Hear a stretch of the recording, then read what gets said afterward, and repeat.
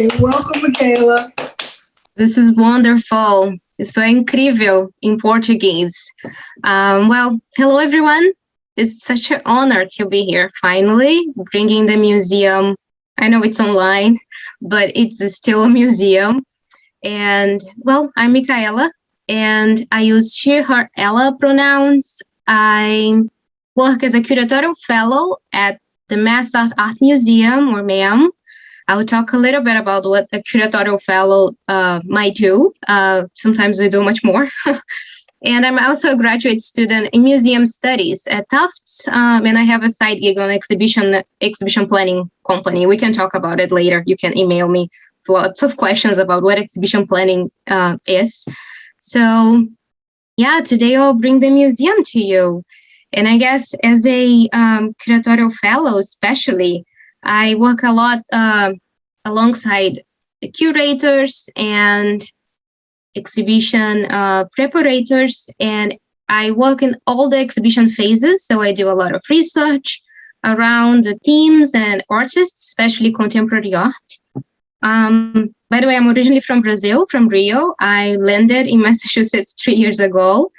And yeah, I'm located in Cambridge right now. So hello, everyone. I'll share my screen because it's just no fun just looking at my face. So let's see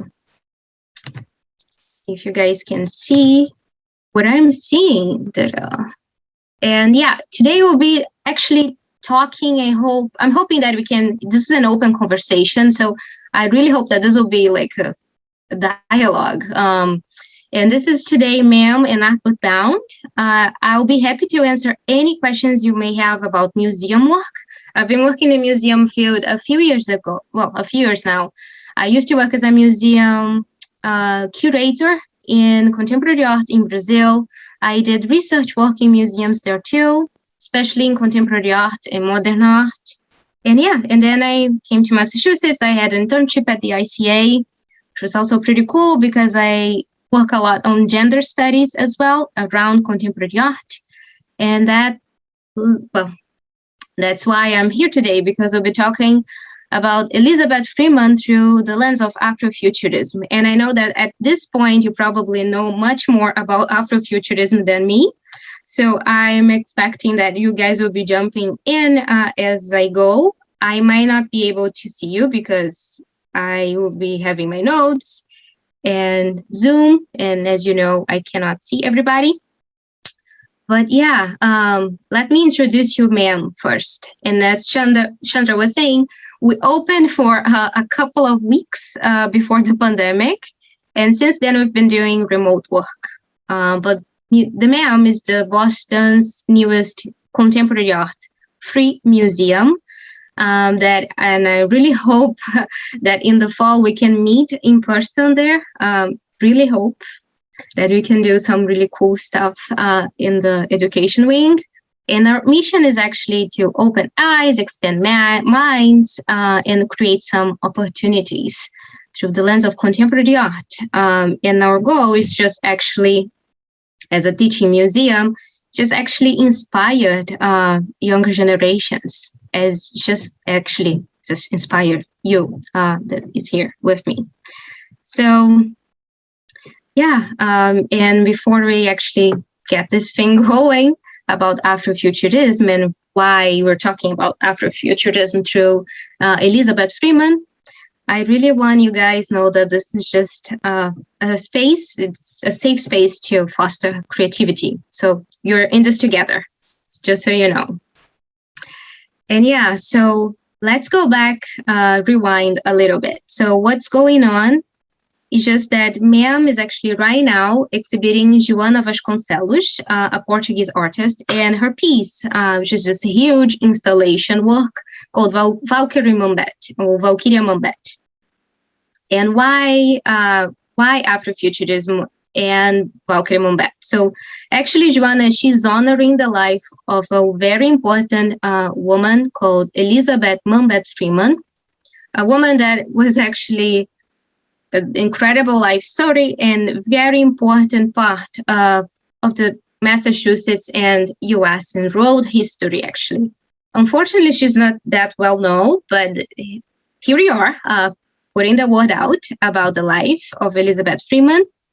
And why Valkyrie? Actually, Valkyrie is a series, a body of work of Joanna that she has been developing since the early 2000s.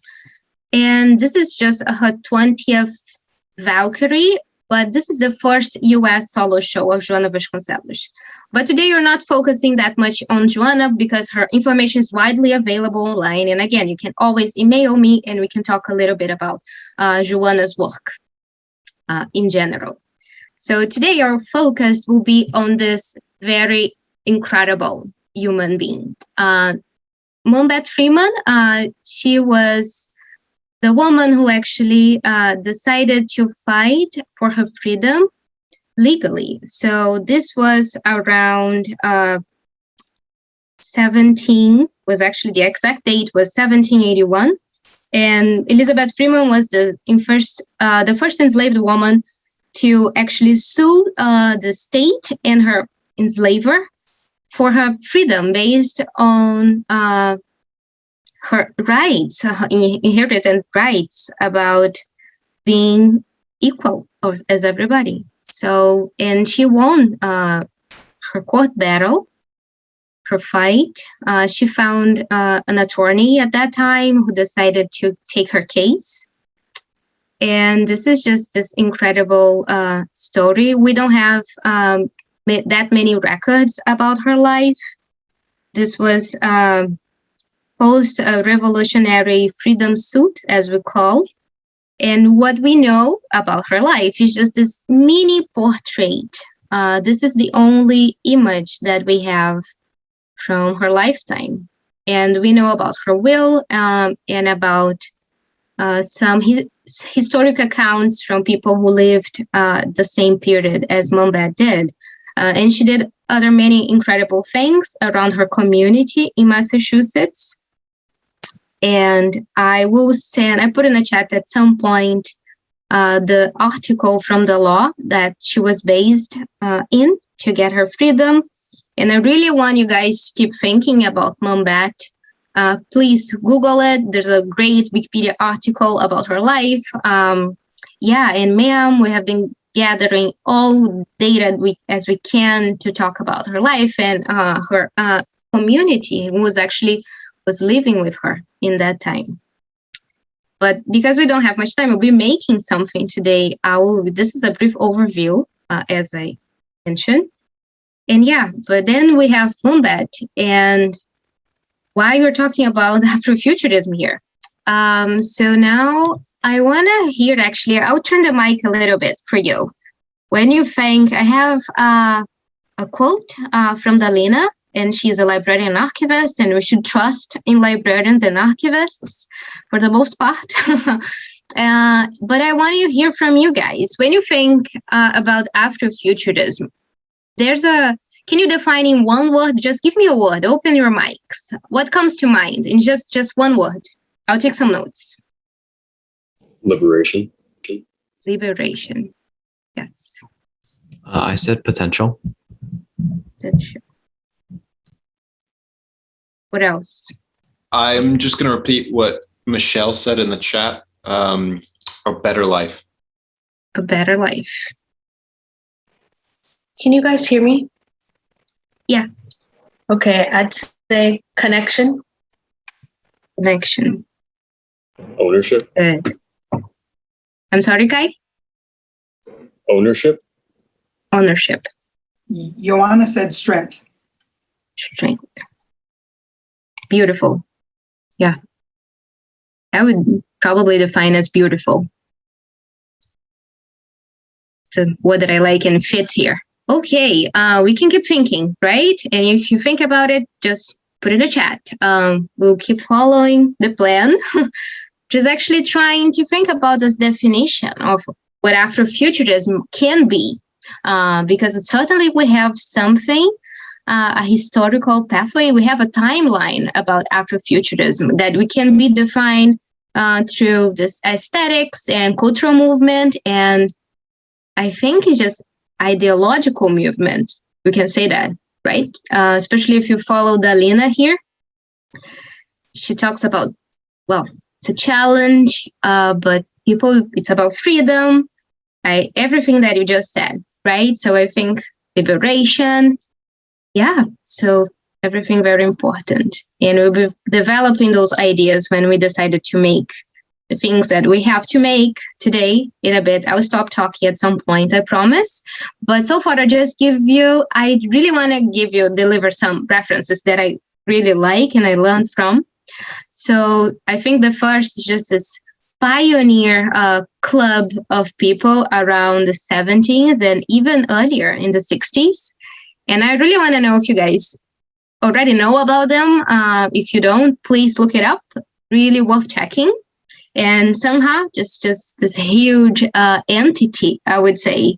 It's someone that was born in Alabama, but was just following the Chicago jazz movement and developed this whole I think this was a collective idea of thinking, about peoples and how we can actually understand. I think just developing idea of Afrofuturism as this thinking about future. And he took his name from Ha, the sun, the Egyptian god, and have been thinking about mythology and different cultural movements that he was actually putting them together to radically reimagine, as you are familiar with this term right now, reimagine and the whole idea of radical, what he was doing, if you think about the 60s and the Black Power movement in the 70s, so in Parliament Funkadelic was just going on the same direction. And again, I can always give you more, but I just don't want to just overkill. I know it was a big day, very long day. And and some figures around the movement. And I hope when we're done after 6:30, you have a chance to look it up online and just Google it about the fashion design and the production that was involved in so much effort was put into developing the whole aesthetics of the movement. And we're still having this due to this day. We'll be thinking about contemporary models, but somehow definitely Parliament Funkadelic, they're in music, the reference point. And of course, we have Octavia Butler in literature. And I have a quote from her science fiction and how she was always telling about us act confident and courageous and quietly intelligent, that I find intriguing, quietly intelligent. If you can think a little bit about this. And just something so you know, most of the collages that I'm presenting here, they're from Jabari Jacobs, and I'll put his website on the chat too, because I think it's brilliant. And it's just nice. It's a photographer investigating light in very intense colors. So I need someone that is just, you can reach out. He's just a really, really cool person. So I've been taking inspiration from Jabari's posters today. And what else? Guys, jump in. I don't want to talk with myself. I've been training this presentation a couple of times. So and I was just trying to find something besides the pioneers that it's easy to find information on Parliament Funkadelic and Sanhas, of course, and especially Octavia Butler's. I really suggest you finding books, go to the MassArt libraries and ask everything you can find, and you can say that I sent you guys there. But I just would like to highlight the work of Nichelle Nichols as the LT Uhura in Star Trek, because actually she did something, she expanded the whole idea of the character and this being a cultural movement beyond the television.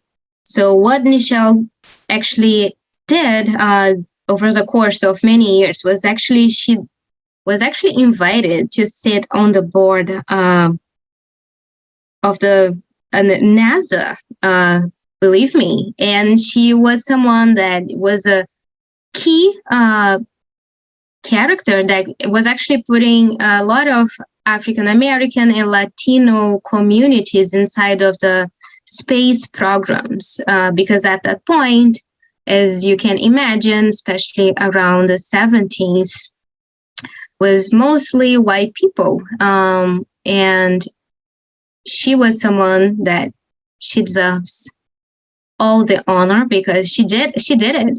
There's a great documentary that was recently released about her work at NASA.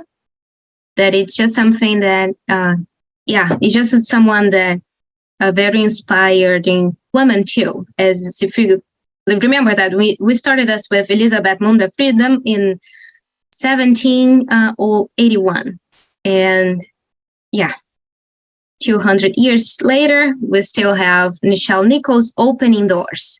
So I think if you're still trying to figure out a definition for the Afrofuturism, we can talk about opening doors. They can go to the space, they can go to the legal system, they can go everywhere. So it's just the whole idea of opening doors. And I'm sure we're all familiar with this, right? We know this costume, we know. So, but again, open your mics. I really want honest opinions and the great film critics that we have in the room. You can open your mics and talk about the experience of watching Black Panther. And I just would like to highlight Hannah Bichler, who is the production design here, and of course the costume designer. So thinking about Wakanda and this whole radical experience of being in a movie theater and watching Black Panther again. And maybe thinking if in 20 years we'll be watching Black Panther again, or probably the reloaded version of Black Panther. Can you imagine how this can be in the future? It's something that just thinking about the whole notion of potential that someone the connection and the strength of a film. So it's just 1 hour and 20 minutes, I guess. It's a short film, maybe not that short, but the potential of a piece of art. And again, the internet, so easy, everything that we can find online. And I still have Jabari's collages that I love them, and Dexter, who's also a musician. And this is just so we can think about digital collage. So I know that I'm supposed to be talking about artistic careers here, but I've been trying to just giving a sense of what can be done through Afrofuturism in art. That it just never ends. So there's no limit to this. And again, I guess thinking about Janelle Monáe's concert. We can YouTube hours and hours about them because they're really pieces of art, moving image at the same time, everything connected, and just thinking about, again, the notion of future and everything that, how the aesthetics of the Afrofuturism can bring to us, thinking about possibilities. And here you can see Kamazi, and he's part of the Dinner Party, which is the band, the video clip that the first slide ish from the presentation. So Kamazi, he's just someone that today he's a leader from the Afrofuturist movement today. And he's someone that you can also reach out because he's also a really cool guy. He's on the other coast, West Coast, and you can just shoot him an email and he'll probably answer to you. And I encourage you to go after really cool people like this because it can be really inspiring. Having Chandra here is just equal weights. So I have a very actually direct question. Maybe I have more. But because you guys are very quietly intelligent, as Octavia Butler suggested, I think what I want you guys to be thinking now is just what Elizabeth Freeman actually has to do with Afrofuturism. If you're thinking about contemporary life from the 70s to today, tell me, what do you think? What am I saying when I think about Elizabeth Freeman? Yeah, nice. Yeah, she was original. And what else? I think she kind of like paves the way for like to show others that what she's doing is not possible and it's actually very possible.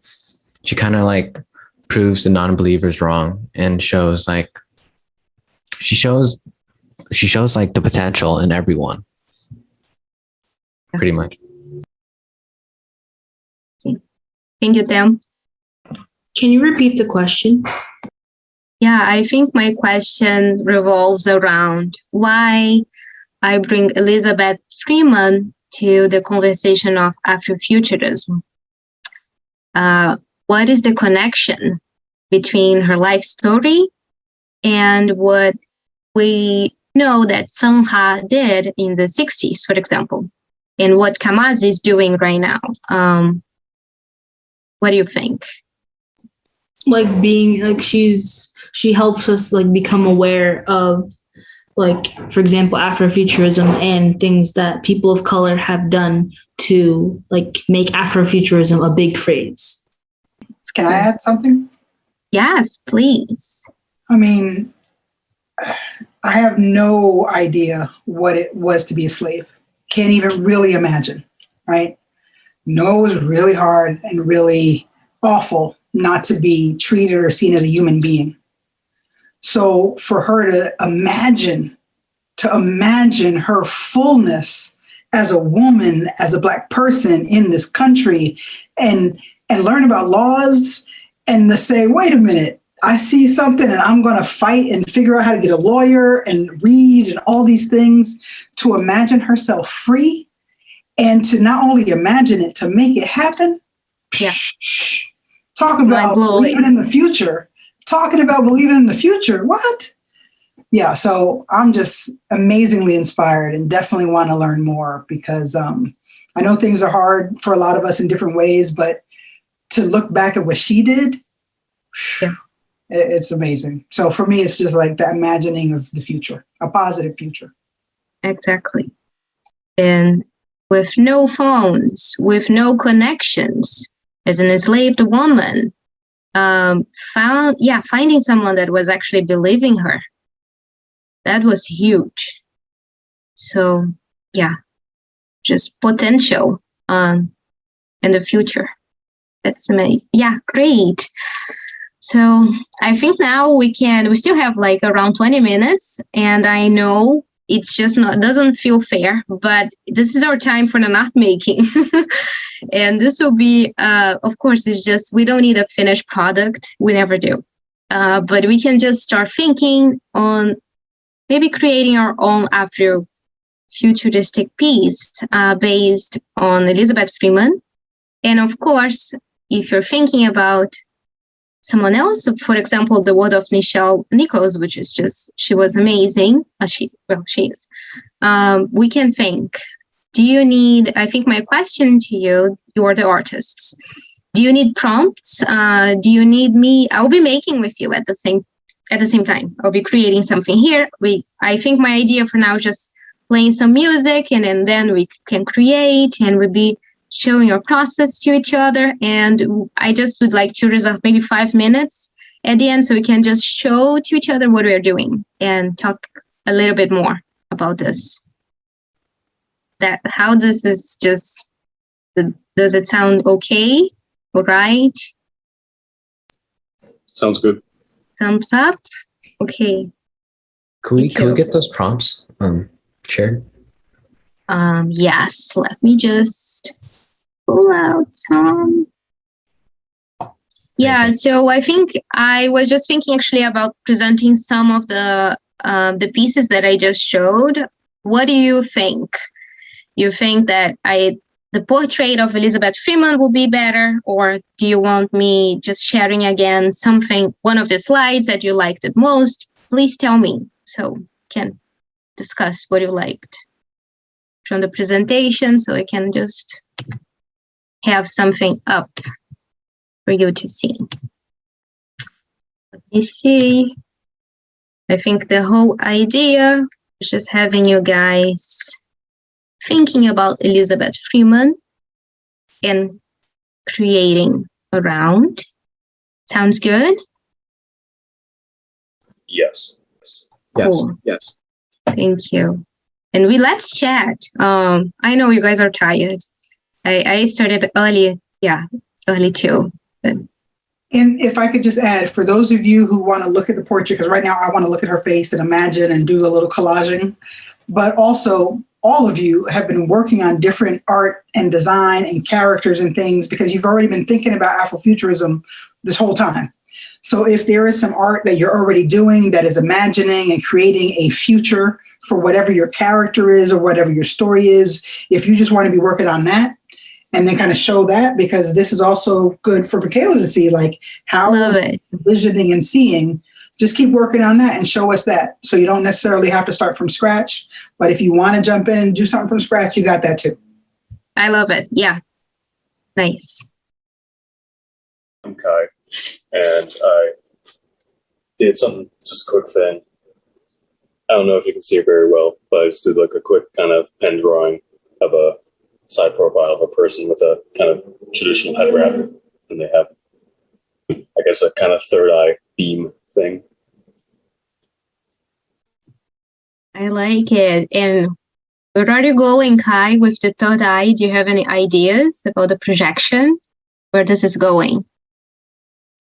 I don't know. I felt like it was just sort of a kind of future sight, good vibes.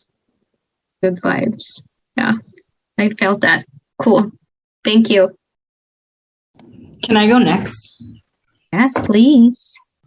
I didn't really have like time to like do anything, so I tried copying from the portrait. And I'm Julia. Sorry. Hi, Julia. Would you like to show the whatever you accomplished from the portrait? I would love to see. Not sure if you want to. You don't have to, please. Don't feel pressured. It's okay. I tried like copying like the clothes first, and then I did the face for last because I can't really do faces at all. But I tried like making like a little like skyscrapers in the back to make it like seem like more of like futurism kind of, because the portrait was probably made like way back. So I was trying to like put like her, like herself in a more of like a future that they didn't think would happen. So. Yeah, please send me if you finished, or maybe if you decided not to. I really love to see it. Thank you. Is it my turn? Yeah. Okay. So recently, like literally like earlier today, I came up with a new art style. So I tried to draw the portrait in my new art style. I personally like it a lot.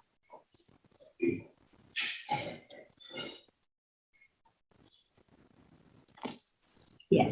We like them too. Yeah, tell me more about everything. Where are you going with the drawing?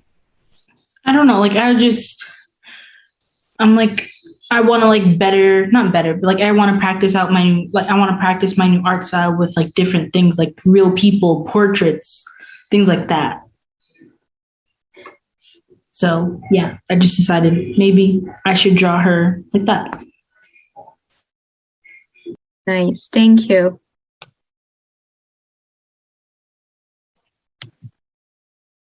I could go next. Yes. All right, let me start my video. Which way is it facing? All right, that way. Can you see it? I kind of just doodled something really quick. I thought when I heard her story, I came up with the idea of like free, like coming out from like chains or being hung down, but going out to be free. And her bonnet kind of felt, you never see anyone wearing bonnets. So maybe like you took it off and your hair is just free flowing. And I kind of thought of like a goddess kind of thing where she's being freed and reaching to the stars and beyond with her hair flowing everywhere. So yeah, that's what I thought. Oh, I like that. Yeah. And I think this is just the whole idea of the stars. It's coming up a lot.